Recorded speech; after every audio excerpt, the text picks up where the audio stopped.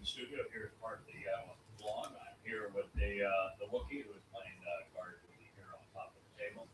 There will be no VCs that interfere with this program on this tabletop during this show. Of that, we can be certain. Before we begin today, I want to speak on a couple of things. The first issue is that all indications are that this entanglement that Israel has found itself in conjunction with America and Iran, is turning out very poorly. After Donald Trump made the accusation that Iran had surrendered to the Islamic nations and wouldn't be attacking them anymore, the very next thing we find is that indeed they have been pummeling once again the American bases and American facilities, any facility really used by America in those countries, as well as even the economic prowess of those countries, to show that to befriend the United States is to be the enemy of Islam. And so it has been exceedingly rough. We've also found that Russia, as one would expect, as one would do if you were in their position, has been providing targeting information to the Iranians, and now has also signed a deal to provide the Iranians a retort to what America did against Russia using the Taliban so very long ago, when Zygmunt Brzezinski and Jimmy Carter thought that it would be a fun thing to do to arm the Taliban to go and kill some Ruskies in Afghanistan, and the primary weapon of choice were Stinger missiles. The Russian version of that has now been offered to the Iranians, such that they will be able to shoot down American aircraft. And it is fair play, because that's exactly what America did in Afghanistan to oust the Russian influence during the Jimmy Carter administration. And of course, I'm reminded that this notion of regime change has already been tried 3 times by the United States.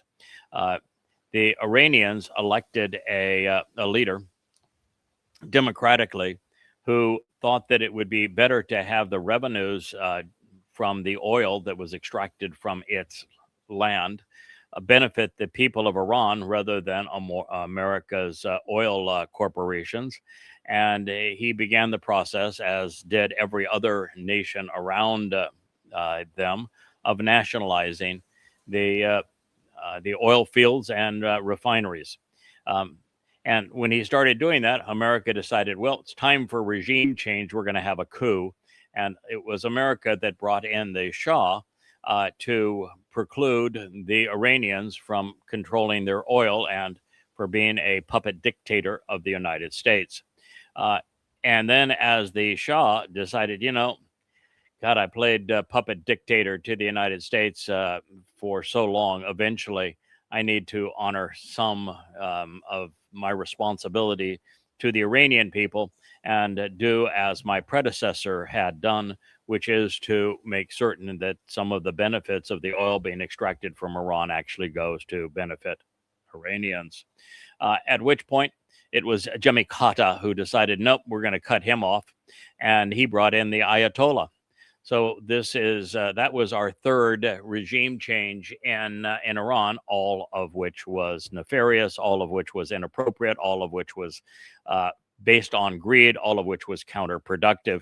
And now we're bombing Iran, expecting regime change again, but this time those who are protesting against the government are outnumbered anywhere from 50 to 100, sometimes even 1,000 to 1, who are standing behind the government.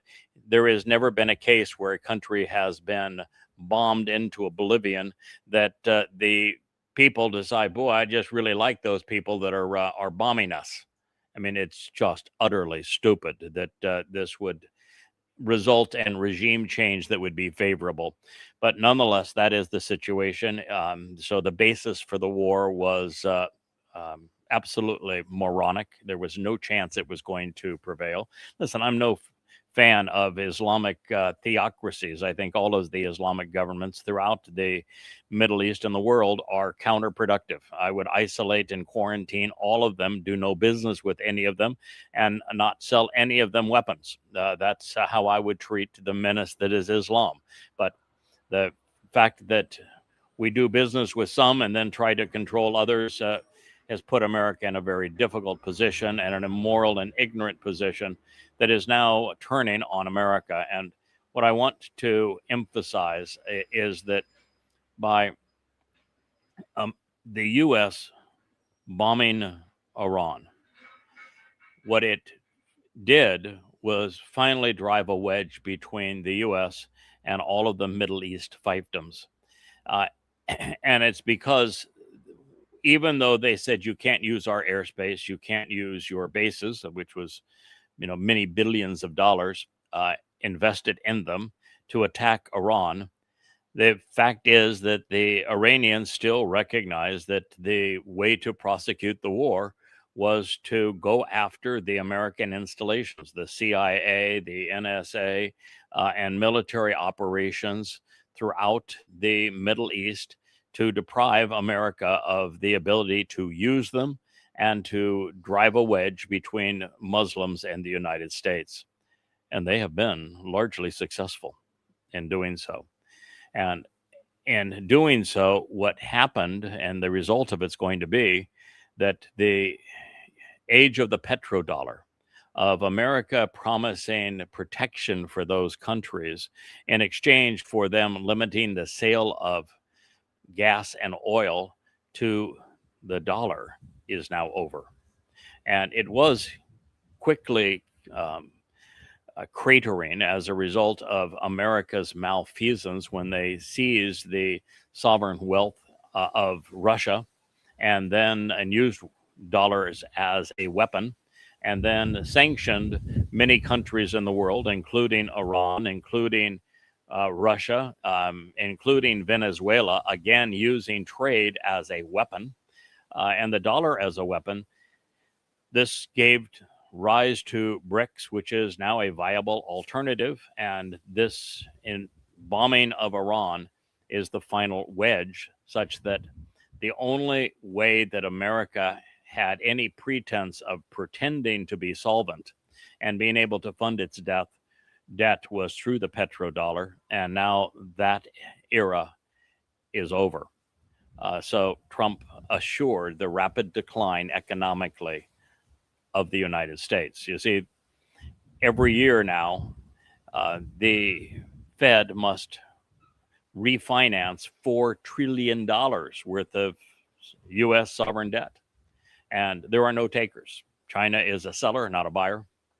Saudi Arabia is a seller, not a buyer. The European Union is sellers, not buyers. Japan, the sellers, not buyers. So there are no buyers. So all that can happen now is to use quantitative easing, which is the illusion of solvency, creating fake money to buy the bonds. And as a result of that, you're inflating the money supply artificially, which will result in rapid runaway inflation. Wheelbarrows buying loaves of bread, wheelbarrows of dollars, useless dollars buying loaves of bread. That is what America has put itself into, that position, and this war on Iran simply exacerbated that situation. There is no other way to deal with it. So we have watched as Donald Trump has miscalculated again. And this act does not stand alone, because this is now the second time that on the pretense of negotiating, the Trump administration lied and went directly to war. And in addition, it follows the tariffs, whereby Trump made enemies of almost every country in the world with his belligerent use of tariffs, which all they did is increase the U.S. Trade imbalance and caused huge inflationary problems, increased unemployment. They didn't cause any new factory development. It was a disaster. And so it's been one miscue after another, and America is in a very, very difficult position as a result of all of this. And the world is just watching America dissolve. And that's really bad for Israel because with its Gaza demolition as a response to the October 7th Islamic attack in Israel, the nation turned the world against it. It isolated itself from the world. It became hated by almost everyone. You can't find hardly anyone that speaks in favor of Israel today. And as a result of that, Israel put itself in a position where there was only one ally. And that ally turned out to be Rahab, who is Satan incarnate. He is the great betrayer. And so Netanyahu and his lust for warmongering isolated Israel so that it has one ally, and now it is the vassal of Donald J. Trump. And they seem to love the man who is betraying them. They have no idea what the prophets said. And it's too bad. The prophets wrote in their language, spoke to their people, and their prognosis is as clear as day, and they've never been wrong. But there's not an Israeli that is even listening to us speak of what they have done to themselves. And all the while, we have spoken vociferously of the unwinnable fight between missile and interceptor. And Israel now is learning that lesson. Even if an interceptor is able to prevail 95% of the time, it always loses. Not only is the difference in cost between interceptor and missile hugely slanted in favor of the missile, such that you suffer economic death in a war because of the difference in the cost. But the fact is that missiles and drones are readily manufactured. You can manufacture, and Iran is in the hundreds per day, where in some cases 100 is the sum total of interceptors that can be made over the course of a year. And so it's no way to win that war. You are always going to lose the battle between interceptor and missile and drone. And Israel doesn't seem to have learned that lesson, even when they ran out of interceptors and had to beg for peace and a ceasefire back a year ago. And here they are again in this same position. And it's not turning out well for Israel. Their primary air base was hammered the other day. Tel Aviv is getting hit hard, and so are the outskirts of Jerusalem. This is a war that Israel cannot win. I mean, the United States can't win this war. There is no possibility whatsoever that even together they have any chance of prevailing. It was a fait accompli as a loss before they engaged together. And, to go back over spilled milk, but remember Trump saying that he destroyed, absolutely obliterated their ability to make a nuclear bomb, and now we're bombing them again to keep them from having a nuclear bomb less than a year later. Was he lying then, or is he lying now, or is he lying all the time? And those are your choices. And then to see the Trumpites, the Magites, pounding their chests on how wonderful all this is, I'm flabbergasted as to how bright people can continue to make such foolish decisions. Yes, Iran is bad. So was Afghanistan, and so was Iraq. But by invading, America made them worse. Saddam Hussein was a bad guy, as was Muammar Gaddafi. By taking them out and advocating regime change, the consequence was far worse. And look at the difference between Assad, a very bad guy, and now having Jolani and the Islamic State over Syria. Everything we touch, or the U.S. and Israel seem to do, turns out badly. And we're now just 70 days from entering the time of Israel's troubles. So collectively, this is a tragedy on behalf of the chosen people. The second thing I want to address is something I thought that I would eventually not have to discuss anymore. But a good friend of mine, a guy that was instrumental really to the distribution of information regarding Prophet of Doom when it was written, and then the first insights that were being derived from Yada Yawa, a man who booked many hundreds of radio programs for me. But once he booked the first of them, most of the hosts would have me back 4, 5, 6, 10, sometimes 20 and 30 times because the message was just so unlike anything their audience had ever heard before. And those radio programs were the impetus for both good and bad. We attracted a cult of conspirators that has turned out to be a cancer in our midst, and now has been diabolical away from us. And I want to speak to them in a moment. But we've also attracted many of those who are the most devoted members of the covenant family, who are going to be among the certainly be among those that Yahweh will be bringing home, so that we can be prepared for the responsibility ahead. So good and bad in that regard. Now, he was one of 100 recipients that received a letter that originally I thought was just sent to a handful of people, and I dealt with it very quickly and didn't make much of a comment regarding it, because it was sent to people who laughed it off and said, "Oh boy, these people are lost." But they decided to steal my email contacts, and they sent their stupidity out, belligerence out, to at least 100 people. And one of them was this friend of mine from years past that was so effective in promoting our books, and his response was, I don't know why these people are crazy, or why they think that anything that they say makes any sense. But nonetheless, the song that they attached to make their point is really a beautiful song. It was Sukkah. And it says, I think that you ought to promote those songs because they are magnificent. And, he is one of the most effective promoters of people and of things of this nature in the world. So congratulations to Leah. That was his view of them.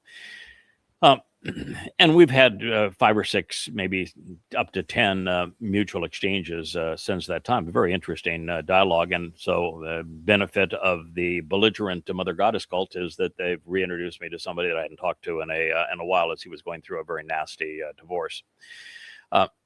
But what I do want to talk to, since there were 100 people on the mailing list this time, is the claim that they have made.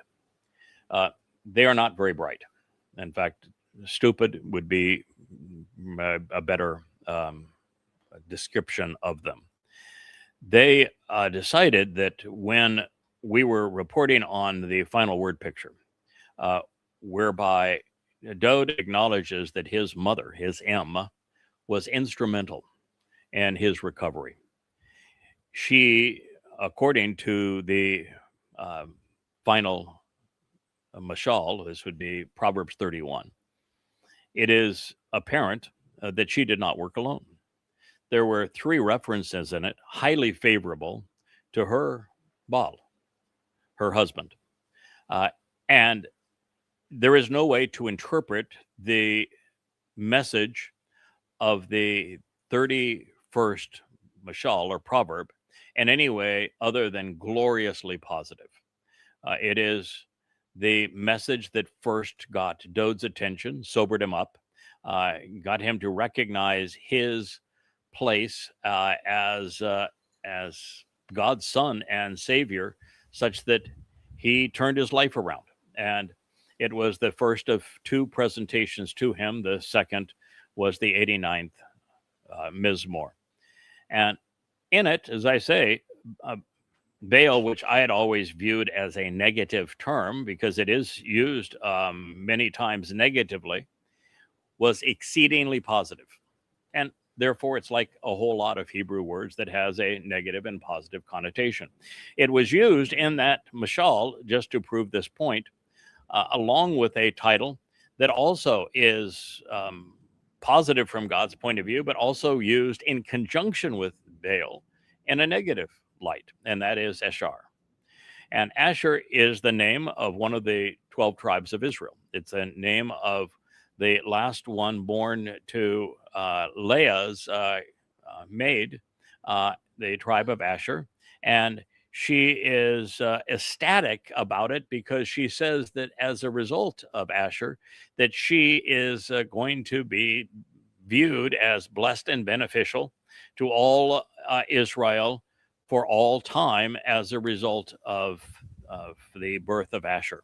So she is proclaiming it in an exceedingly favorable way. As a matter of fact, she's essentially saying that as Asher, she is the positive side of what was stolen by Asherah on behalf of Satan as the queen of heaven and mother of God. She is viewing it as the word actually means by its actual definition, that she is beneficial and that she is a blessing to God's people as a result of this. And so here you have Asher, which is one of my very favorite Hebrew words, as you know, is the first word I translated out of Hebrew into English, that speaks of the benefits of a relationship is an exceedingly favorable term throughout the Torah, prophets, and Psalms, confiscated also by Satan to convey a goddess that is used in conjunction with a false god in Baal and Asherah, whereby there were prophets speaking religiously of both and corrupting something that God viewed as favorable, in the case of Baal being husband. So the first thing that you would recognize is that for God to speak of someone using the term Baal, husband of the M of Dod, that is as favorable as it could possibly be. To condemn a person based upon that reference is to be, well, as I've said, there's a word for that. It's stupid is the word for it. Rich is looking at the cables and the connectivity. He normally would be Johnny on the spot with that evaluation. That's the first aspect of it. You have to be smart enough to know that words have a dark and light side, and that context determines when that is positive and when it is negative. And in particularly in a mashal, this last one, the 31st, that is so overwhelmingly positive, literally saved the fate of humankind, that the woman called Ashar, the blessed and beneficial one, is married to her husband, her Baal, was instrumental in her being successful with Dod as the son of God, restoring his relationship with Yahweh. It is a distinct honor to be her Baal, her husband, and to have worked in this regard, and to turn that into a negative. These belligerents, these malcontents, these malignant cults of mother goddess fame, infamy, ought to be ashamed, but they're too stupid to be ashamed. The second is they decided they would cite a really lousy translation of Yirmiyah 22, which I've created actually fairly decent translations of, so they didn't have to go and do their own horrible one, where, by the way, they erased Yahweh's name. It doesn't appear now in any of their writings. It went right back to Yod He Wah He, doing to Yahweh's name what the rabbis did long ago, erasing it. And this chapter, this 22nd of Yirmiyah, is condemning of the religious. It is exceedingly hostile to those who have acted in a way to negate the covenant by preferring to be religious, very much like Yeshaya Isaiah in the first 10 chapters. Kind of mirrors the same attitude all the way down. And it says that one of the things that God was particularly annoyed at is the negation of his name and being replaced by Baal. And so God is actually demeaning those who erased his name. And yet, no one in all of human history, really, no one has ever done more to restore Yahweh's name than I. Did they know that? And they have not only corrupted Yahweh's name to create the illusion that God was a mommy and a daddy, which we proved to be untrue. So they've dropped that pretense and they've just gone back to, it can't be pronounced. It's a yo, it's a hey, it's a wah, it's a hey. We have no idea what it stands for. We have no idea how to pronounce it. We're regressing in this regard. They are doing what the 22nd chapter of Yirmiyah condemns, while condemning me for doing the opposite, which is restoring Yahweh's name. They're like Paul. They found a word that was repeated that they thought, well, if that word exists there and it was used in a negative light, then it must only be in a negative light, and we're going to condemn him for that. It is just grotesquely irresponsible. And again, I would ignore them had they not sent out their hate letter to 100 people. But they did. Why, by the way, lying about everything, pretending they were doing their little study and they were quiet, they were good little boys and girls, and they were just minding their own business, when in fact, their parting salvo was to condemn me. That's how they began. Every single one in that cult. And they went out of their way, deliberately confirming their hatred in writing, saying that they were going to do everything they could to disparage me. And they have ever since. They didn't start as little students that wanted to know the truth. No, they started as malcontent, cancerous belligerents. And in the process, the psychopath that started that cult became Miriam. Yeah, somebody that at one time was singing in the chorus of the covenant, like Miriam, only then to claim that we too speak for God, to have God strike her with leprosy, exile her from the community, and divorce her. And as we have found in the many references that God has now to them, particularly as he speaks of this upcoming harvest, which they claim for themselves, that he is deliberately excluding them and deliberately sending them to hell. Not my determination, although I'd probably make the same at this point. God's. And he's not going to change his mind in this regard. The only difference for them is how much time they will have their souls delayed from entering Sheol to pay recompense on all of the people whose lives they negatively affected. So keep it up. Doesn't do a thing to me, but it sure as hell is affecting you. All right. Those are the two things that I wanted to share. We're going to go back into the 13th Mizmor. It was quite an eye-opener as we began it in our program last week. And so to return to it, and I thank Rich for bringing us back into the Ocean Studio. As you can see, it's a really blustery day again. We are really getting a blast of warm air being brought across our helm as we look out across the sea. It reads, The Majestic Conductor. This is Laha Nashak, a song of Dode, the beloved. So, who wrote this? That would be Dode. Who is Dode? Well, according to God, he is the Son of God. He is the chosen one. He is the one through whom God enabled and established the covenant. He is the Messiah. He is the one that God is returning with and establishing as king forevermore. Besides that, there's not much to the man. So this reads that it is a song of Dode. The first statement reads, Yahweh. Okay, once again, Dode was 3,000 years ahead of the mother goddess Click, and that he knew and used Yahweh's name.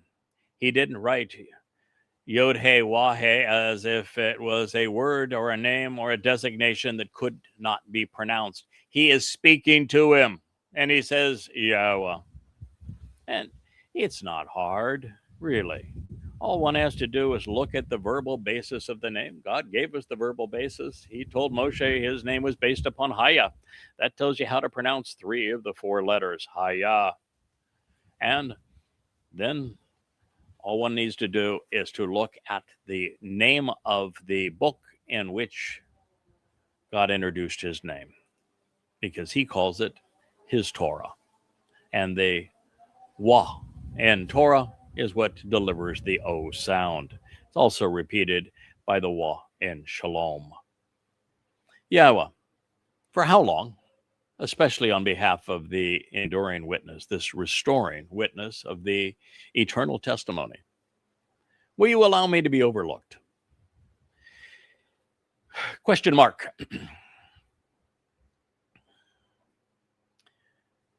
One of the reasons that it is foolish to oppose what Yahweh has chosen to do in collaboration with me is that over the past 3,000 years, I am the first to recognize what Yahweh chose to do through Dode. That Dode's not only the Messiah and Son of God, negating the idea that Jesus was that person. God says otherwise. And its titles are not transferable. But even more importantly, that when God said that he established the covenant, literally cut it with Dode, what that means is that Dode is our Savior. He is the one who fulfilled Pesach, Matzah, and Bakodim. There's no other way to establish the benefits of the covenant other than by fulfilling Pesach, Matzah, and Bakodim, which Dode did. The first to recognize that, explained how it worked, how Dode's soul was placed into a physical body to serve as the Passover lamb, and then his soul carrying our guilt into Sheol, never to be seen again. And for the Bakor, firstborn, to become the first of firstborn children by fulfilling Bakurim. It's not spelled out succinctly anywhere. I was able to deduce it. I was able to prove it. I'm the first to share it, to explain it. But this isn't the first time I've done so. I did it 3,000 years ago. The reason that Dode recognized his responsibility and decided that he would honor this opportunity to serve his people and his God in this way is because I also explained it to him. And it's obvious. And as we move through the presentation of the last word picture in the library studio, you're going to be confronted with irrefutable evidence. And it goes way beyond being the husband, the Baal, of the Ashar, the Amma, the M, mother, the one providing the benefits and the blessings for Dode. So far beyond, it's almost earth-shattering.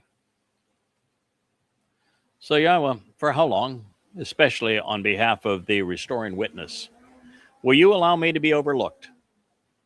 Answer, until yada Yahweh. That is when it changed.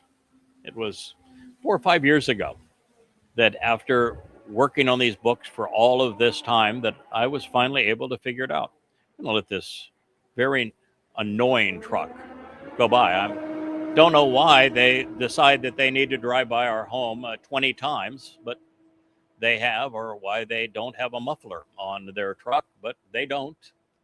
And excuse me if it gets to be a bit irritating, and maybe the microphone is so good and so dialed in by our beloved Rich that you can't hear it, but it's exceedingly loud from my perspective, and it's finally gone. Let's hope that it's gone for good. So, for how long, especially on behalf of the restoring witness, will you allow me to be overlooked? The answer was almost 3,000 years.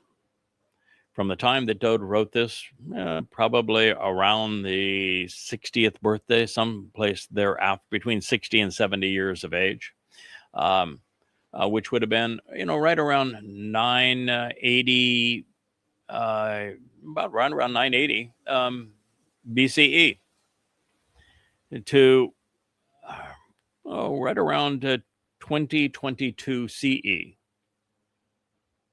Dode was overlooked. He was considered the boy who flung the stone. He was considered a very troublesome king of Israel. But that's about it. No longer considered the Messiah. Wasn't considered as the returning king, even though Yahweh said so. He wasn't considered the chosen one. He wasn't considered the Son of God. He wasn't known as the Savior. He wasn't known as the person who enabled the covenant. But he is all those things. He is the promised one. He is the most set apart. He is the essence of everything that God had planned for us. He is God's co-worker.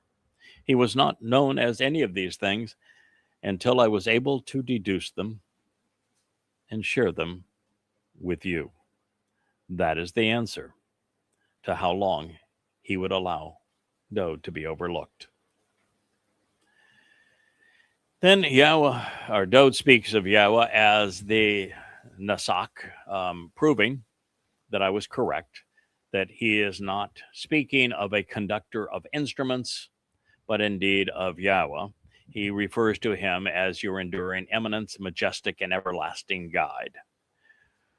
For what extent of time will you conceal the direct and close association of your presence with regard to me? That's the essence of it, isn't it? Yahweh chose Dode to be his co-worker. That's what he states emphatically throughout the Mizmor, including the 89th. Yahweh chose Dode's body and soul to fulfill Pesach, Matzah, and Bakodim, to enable the benefits of the covenant, to honor the promises that he had made. And they did this collaboratively. Yahweh placed his Ruach spirit on Dode, never to leave him. His presence was always with his son. And yet, that direct association between Yahweh and Dode has been erased, trampled on by Christians and by Jews on behalf of Jesus Christ the myth and Bar Kokhba the warlord.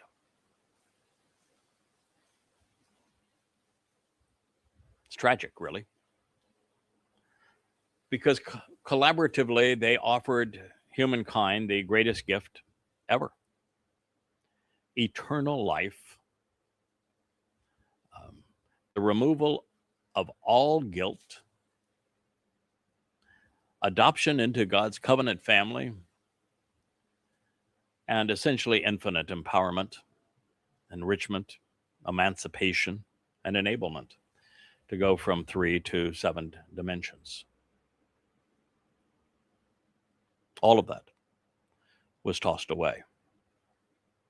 And once again, because it's vitally important, there is one person and only one person who came to recognize that.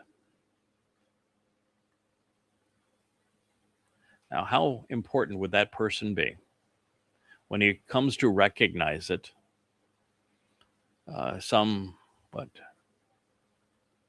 35 years, 30, years, excuse me, to be exact, 32 years. Over time, gradually over that 32-year period, before Dod's return.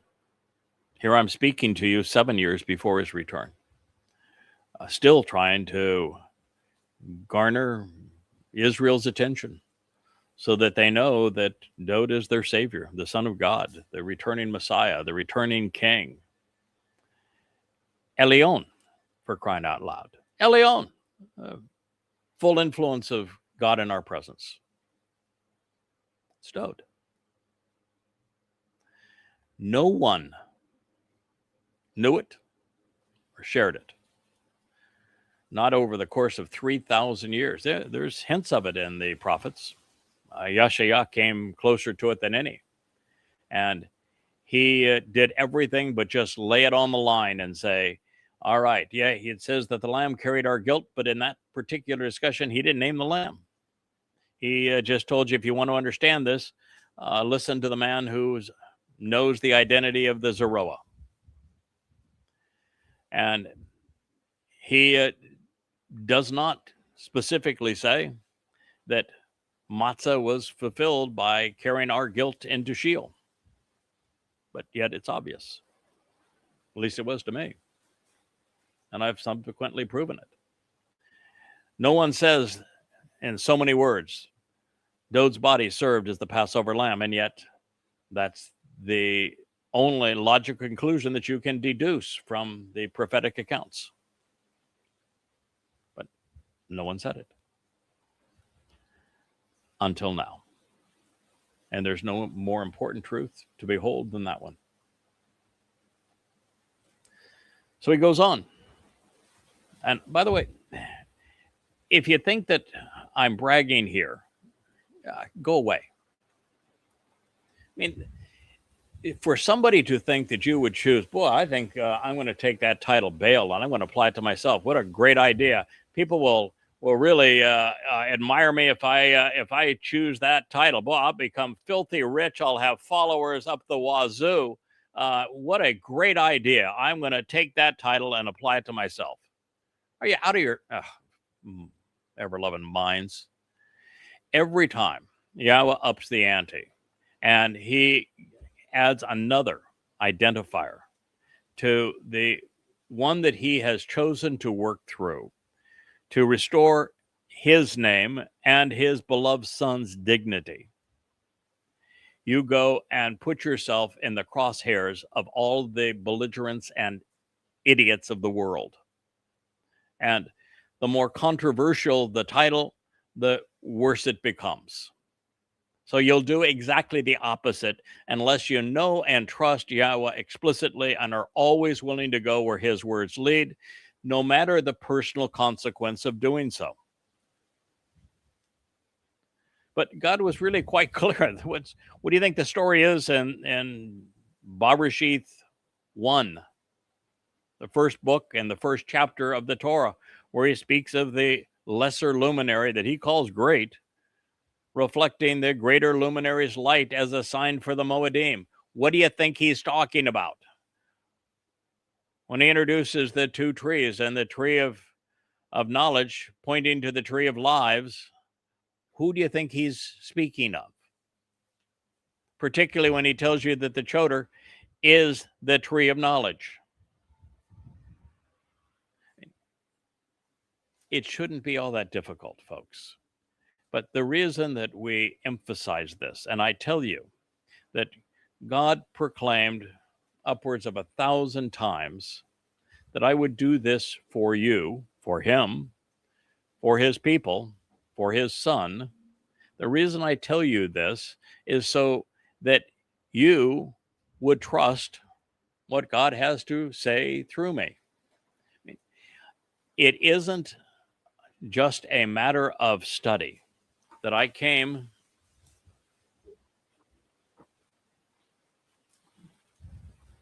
to understand Dod's role in all of this, certainly. I did see it as I was rewriting the Coming Home series. And as I was retranslating these and incorporating all of the moods into the text, it became obvious to me. But the ability to see how this played out is something, since no one has perceived it previously, and it came into my mind as a revelation, and then I'm pointed to the texts that demonstrate that it's true. What I want you to do is listen. I don't have a problem if you go and read the books. In fact, I'd love for you to too, so that you can see that I verify these conclusions. But there's no other way. God said he was not going to speak directly to anyone other than those of his choosing, that he was going to communicate with humankind through humans of his choice. And this is what he's committed to do. This is what he has always done. It is what he will continue to do going forward. Even until the millennial Shabbat, he's going to speak through those he has chosen, that he is positioned in places of authority. You can either trust him and listen to what he has to say through them, or you're not going to be part of it. You know, when embittered Miriam came and said that, we too speak for God, the way God shut her down was to say, when I choose to speak through someone, they know it and you know it. I make it abundantly clear. And that's the reason why I keep on acknowledging all of these many descriptive titles and names that God has used to describe this role. And it should be obvious, because guess what? There is nobody else, not even close. There is no one else, and we have run out of time. There can be no alternative. So, for how long, on behalf of the restoring witness, will I set forth etzah, counsel and advice? You've heard that word etzah before? Does that ring a bell there, King of the Cables? Etzah. Etzah is, without the feminine ending, it means tree. The etz, you'll find there was the tree of knowledge and the tree of lives in the garden.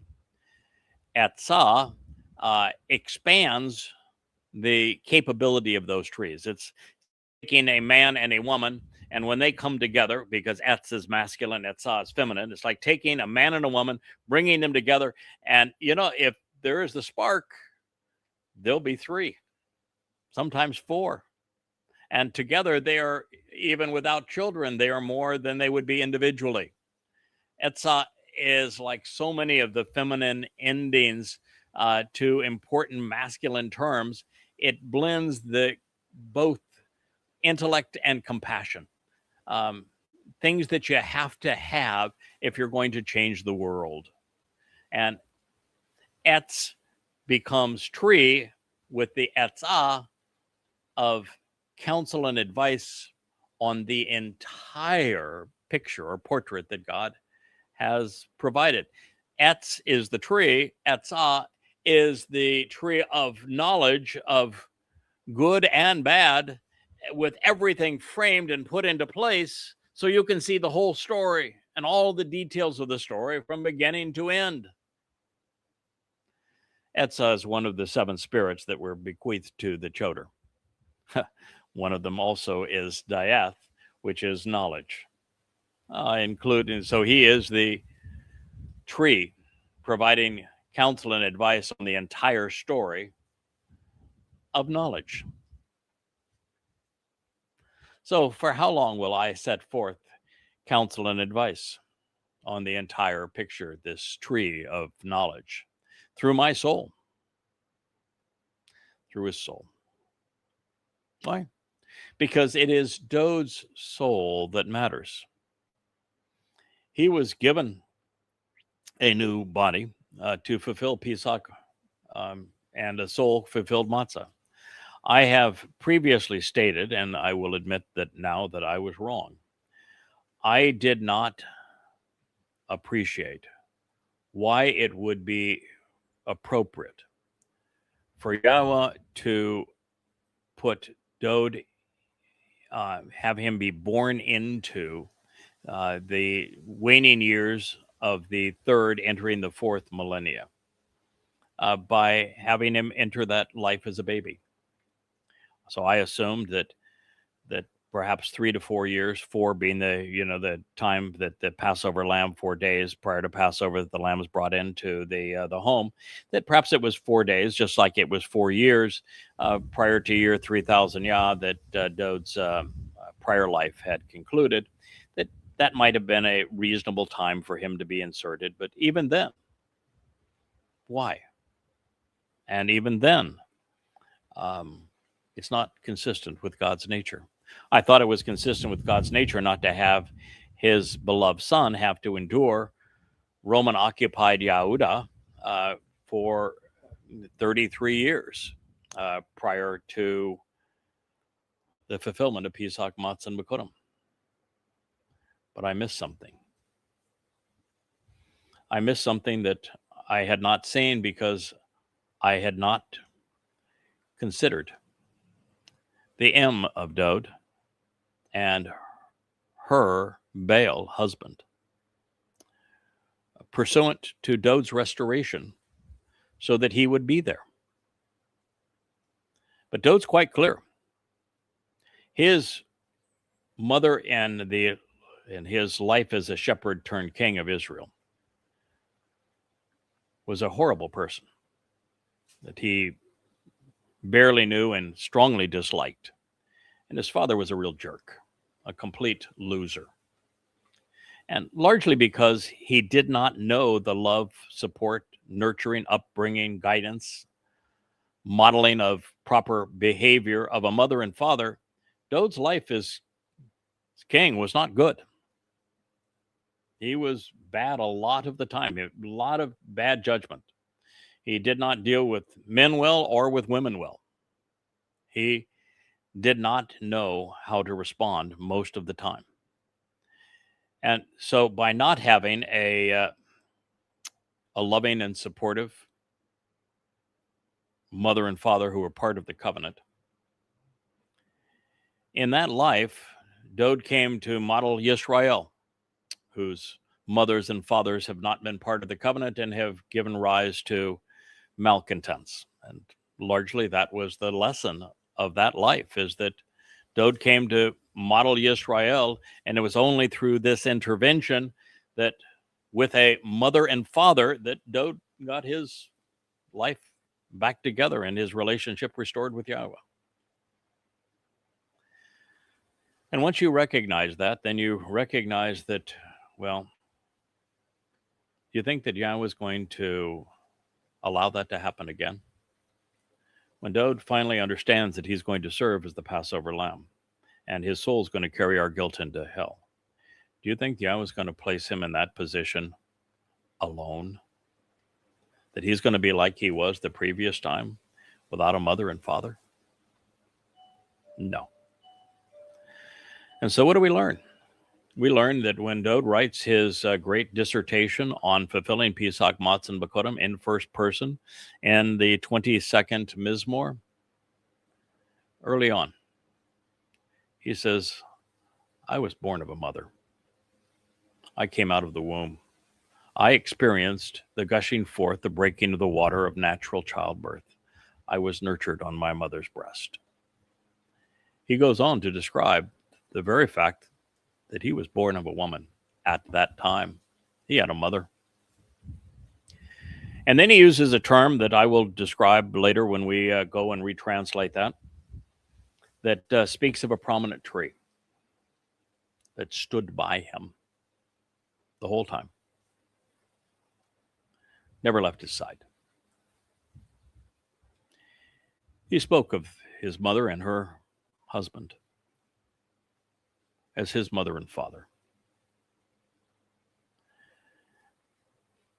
And they were with him the entire way. And I will explain how the myths came to be of the baby, the mother and father, even of those people that were known as disciples, and what their actual origin was, and what their relationship was during that period of time.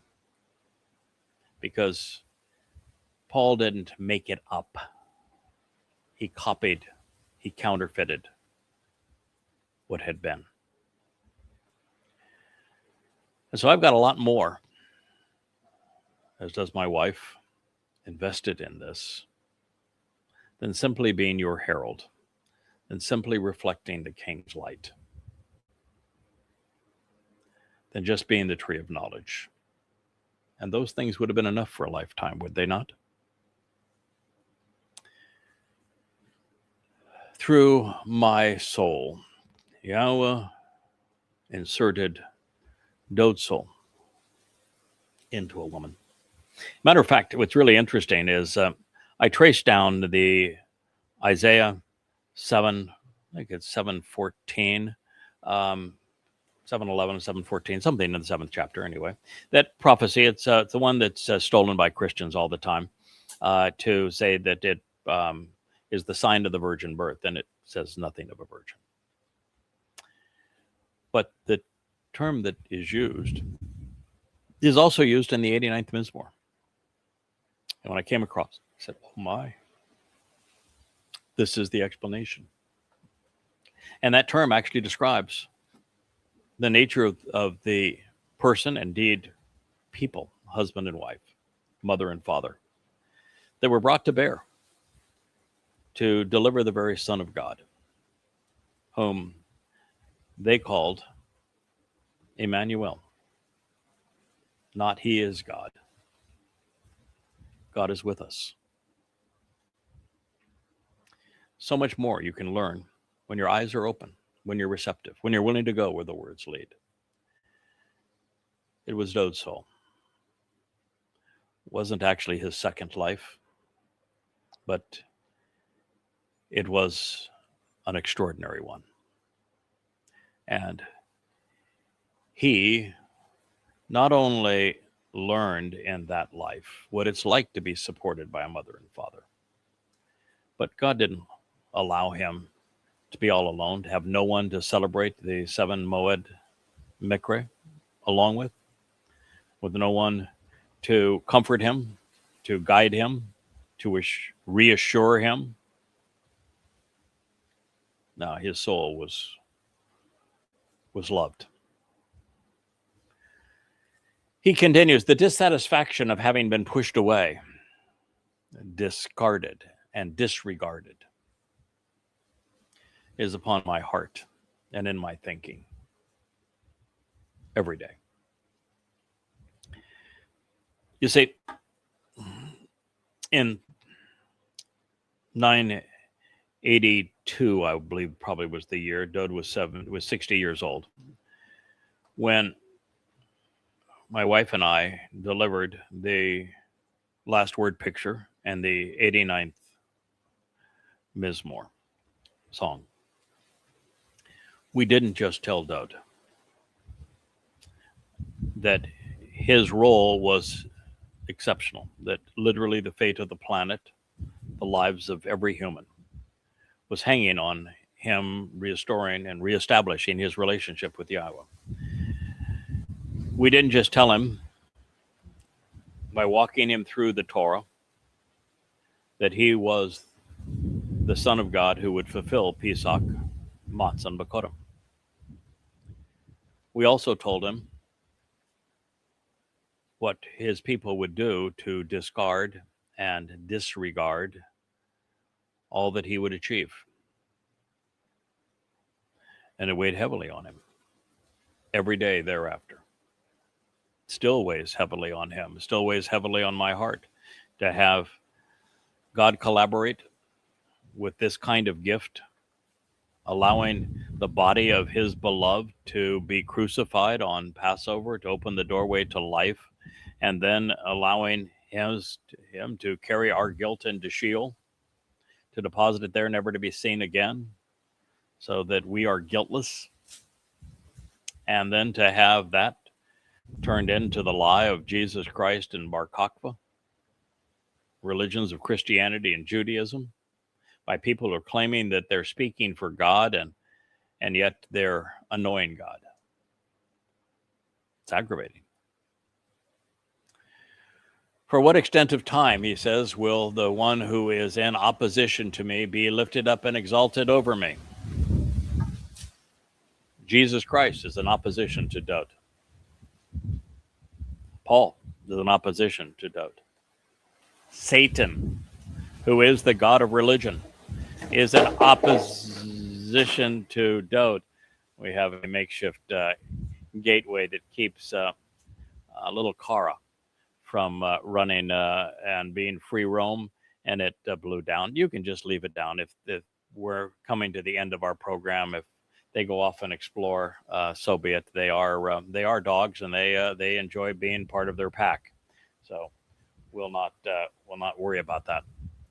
So that was the noise that went kaboom. Sometimes when we come out here to the Ocean Studio, the elements are they're as you would expect on a tropical island. Personally, I enjoy it, but you do have to be able to focus with the world swirling around you. I just think it adds a touch of realism to what we're doing. So the adversary in Yeshaya Isaiah 14, when we are told that he wants to be above the Most High, the word that he uses is Elion. That is a term that is applied to Dod. It's the influence of Almighty God. And so his goal is to supplant Dod. Yeah, Satan knows he can't be God, but he thinks he can replace Dod. And he did, to create Judaism, Islam, and Christianity, all three religions. He came up with false messiahs, and he positioned himself as the Lord God of those religions on behalf of those false messiahs. And so that's who has been in opposition to him. And boy, when you go into social media and you listen to what these idiots say on behalf of their religion, it is just obnoxious. And they have no idea that all they're doing is annoying God. So while it's hard to imagine, there is something far worse than having mankind's most illustrious empire torture the Son of God, which is what happened. There was something more hellish than sending the Messiah to Sheol with our guilt. And that is denying what he has done, which is the essence of Judaism and Christianity. Naturally, Dod is disappointed that he has been discarded and disregarded, not just for himself, but also for the souls he tried so hard to save. Now, adding to this aggravation, he painstakingly and methodically explained his fulfillment of the Mikra, as did other prophets, and still no one was willing to accept what occurred when it played out as promised. Instead of showing our appreciation and capitalizing upon the gift of life, indeed salvation, the men most responsible for denying his sacrifice are venerated above him. Peter, Paul, Akiba, Luke, Matthew, Mark, all come to mind. Although I think there's one of those individuals that really wasn't bad. Shimon, recall Peter. I think he was, they created a caricature of him. Paul did and Luke did for the purpose of promoting Paul's Gospels. I'll share my thoughts on who they actually were in a subsequent program. So I realize that it's easy to say that Christians are guilty as hell because they admittedly took each of the many hundreds of prophecies that attest to Dod's words, his accolades, and his deeds, and attributed them all to the myth of Jesus, as if God were a blithering idiot who couldn't distinguish his son from a mythological caricature that was modeled partly after Dionysus. A Christian position makes God out to be a liar and is preposterous. It is also anti-Semitic, since they blame Jews, not Romans, for killing their God. How does man kill God, by the way? I don't know. So while the Christian misappropriation of God's intent is obvious, what about Jews? Some might say that they venerate Dowd because of the Star of David, and I've discussed this in previous programs with you to say, nah, come on, there is no Star of David, nothing anywhere close to a Star of David. And the star is a pagan symbol that not only predates all of this, but it wasn't used in coordination with Jews until around the 15th century.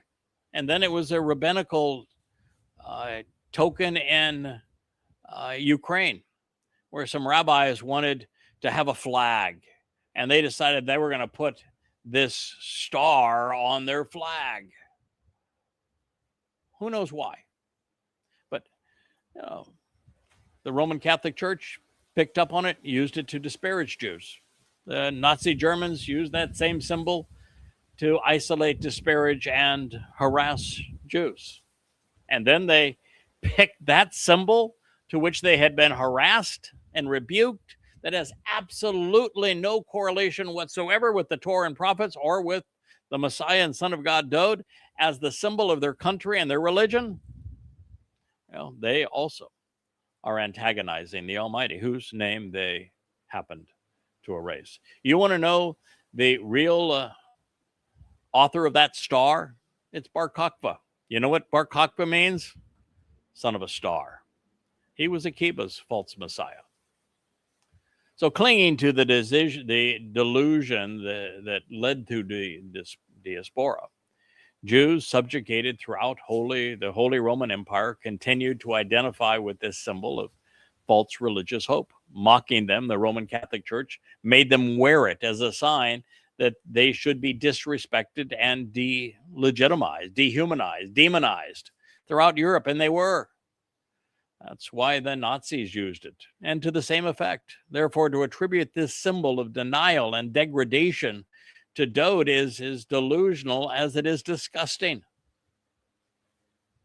I can tell you quite certainly that when Dowd returns with Yahweh, at least 10 days prior to that time, all traces of the Israeli flag and symbols of that star will be destroyed. God's disgusted by it. Dowd, as a prophet, was able to see the future, but he was also surrounded in his later life with two prophets, both Nathan and Ethan Ha-Izraki. And so he was told all about, maybe even foresaw, Paul's epistles and Akiba's Talmud, and knew the effect that they would have on people he loved, those he was serving. He therefore came to realize that the deadliest plot in human history would be based on discrediting and discarding him, the greatest crime ever committed. It would be Satan's greatest achievement and humanity's most egregious loss. And that crime bears the name Jesus Christ, Christianity, Akiba, and Judaism, Muhammad, and Islam. We'll proceed with one more statement and call it a day. Return to this as we resume this program, hopefully with you tomorrow. You and I are in agreement that it is essential that you consider. You and I, this would be Yahweh and Dowd. And he wrote this in both the paragogic cohortative and also the imperative, which means that it was expressing second person and first person volition, choice. Paragogic means it was emphatic. The hiphil means that God, as the subject, was going to cause the object, which is Dowd, to participate in the process as if he were a secondary expression of God. Love the Hebrew language and the ability to communicate these thoughts. So you and I are in agreement that it is essential that you consider answering me, responding to me, Yahweh, my God. Illuminate my eyes, negating the possibility that I become inactive and die. Oh my. Sometimes you run across little nuggets, and I'm going to start at the end, which is not the right place to start. It's always better to start at the beginning, but I'm going to start at the end of this. Illuminate my eyes, enlighten me, providing my ability to be observant, negating the possibility, preventing, pen, that I become inactive and die. I have postulated, and with good reason, that Dode's first life was not as the shepherd boy, 8 years old, in Bethlehem, when Yahweh said, I choose him. God would not have known him. He would not have experienced enough of life to have shown that he was a good choice and that he had been around before. God has had numerous men and women be part of his covenant family long before Dode was born into that life. And yet Dode is called the firstborn of Yahweh. My conclusion was that Dode, soul, was Adam. That he was the firstborn of Yah because he was the first to be given a conscience, a neshama, in addition to a nephesh, and then brought into the nurturing environs of that garden. I think he was Dode. I think Dode was Adam. And one of the reinforcements here is that the reason Yahweh escorted Adam, man. By the way, Adam is not a name. It means man. This man. And he's always the man. It's always presented with a definite article. It's not any man. He was the man. And the man of God's story is Dode. The reason he escorted the man out of the garden is described when Yahweh says that it's not good for man to be alone. Once God decided that he was not going to be able to continue to be the man's companion, not based upon what the man was doing. He was not passing muster. He was not observant, which God said was necessary. He was not responsive, which God said was necessary. And he most certainly was not reliable, which God said was necessary.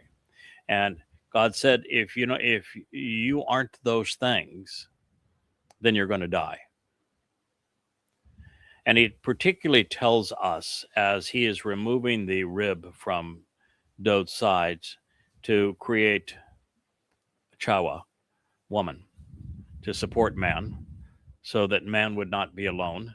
And he specifically uses the verb that says that he will cause the fall of man, not for a negative reason, for man's benefit, so that man, once down, would have a reason to get up, so that man would have the opportunity to prove that we were worth trusting to empower to the extent of the covenant. And what we're told is that Adam was inactive. He was lethargic. He was sleeping on the job. He was in an altered state of awareness. And that as a result of all of this, that, he would die. And so Dode, having some recollection of that experience, and maybe it was as a result of me explaining it to him, because I've seen it. Now, if I've seen it in this life, I sure as heck saw it in that last life. That Dode's saying, come on, I want to be observant. Shine your light, illuminate everything around me so that my eyes, my vision, my ability to be observant sees clearly. And therefore, it negates the possibility that I become inactive and die. The issues with Adam. You need to be observant. He was not. You need to be responsive. He was not. He was inactive. And therefore it led to death. God is saying, Dode is saying, I don't want that to happen again. He's subtly reminding us that he knew that he was Adam in the garden. So the beginning says, you and I are in agreement that it is essential that you consider responding to me, Yahweh. This is the reverse of the message that God delivers through the Moedim. In the Moedim, we're told to listen to Yahweh and respond to the invitations that he is offering, and that we come into this nurturing nature of his light and to approach him, because we have to be transformed from material bodies into light energy, being that to which envelops and enables our souls. And so the normal process is God speaks, we listen. God invites, we respond. Now, in Dode's situation, there has to be a reflexive aspect of this, because Dode is now going to answer by providing the means to enable the Moedim. So in his case, he is the answer, and it's Yahweh that must respond to enable the benefit. So it is the opposite approach, because now it's not just an invitation to us to respond to God. It is Dode who is providing that answer, such that it is Yahweh who must respond to Dode so that we can receive the benefit. Interesting insights, huh? Well, anyway, we've reached the end of our presentation today. I've managed to keep from being blown away. We've had a few distractions along the way, but nonetheless, I like the idea of being able to deliver these programs with the world just happening around us, because, as I say, I think it speaks to the spontaneity and the sincerity of what we're doing, and the reality that this is a live stream for us, stream from us to you. And so thank you very much for being part of this, for listening. And I recognize that we are definitely pushing the threshold beyond where any of us thought we were going to go in our understanding of who God is and what he is offering, what his timeline is, and with whom he is communicating. I think it is a great joy. It's very comforting overall. And I'm delighted that the core of you who listen to these programs are committed to serving with me, with Yahweh, with Dode, as we move towards the millennial celebration of Sukkot. Again, thank you for listening. Good day. Hey there, thanks for tuning in. That was Fetch. Gotta run now. Catch Yao on our next podcast.